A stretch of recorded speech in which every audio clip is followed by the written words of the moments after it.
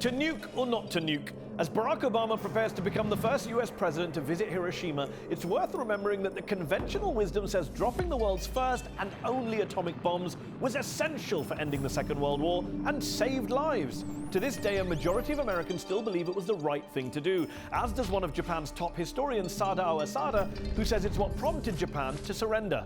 But that's not the whole story. Did you know that a number of leading US military and political figures at the time were hugely critical of President Harry Truman's decision to nuke the Japanese? Admiral William D. Leahy, Truman's chief of staff, said that by using nuclear weapons, the US had adopted an ethical standard common to the barbarians of the Dark Ages. Former US President Herbert Hoover said the use of the atomic bomb with its indiscriminate killing revolts my soul. Ethical debates aside, was the bomb necessary for ending the war? Well, 6 of the 7 5-star US generals and admirals at that time felt there was no need to drop the bomb because Japanese surrender was imminent.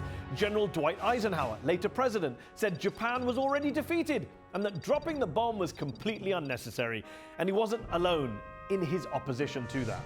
In fact, a post-war panel of 1,000 experts, including surviving Japanese leaders, concluded Japan would have surrendered even if the atomic bombs had not been dropped.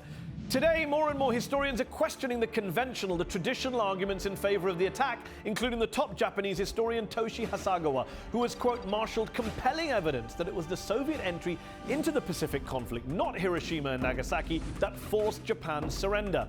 And then there's the question, why drop 2 atomic bombs on Japan?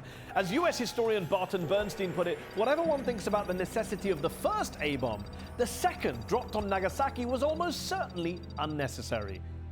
At least 39,000 people, men, women, children, were instantly incinerated in Nagasaki, at least 60,000 in Hiroshima. Obama might be the first US president to visit Hiroshima since the war's end, but don't expect an apology. It's not really something most US presidents are fond of doing.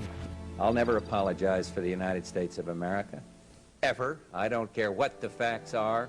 Well, he may not care, but some of us do, including the victims of the world's first and only nuclear attack.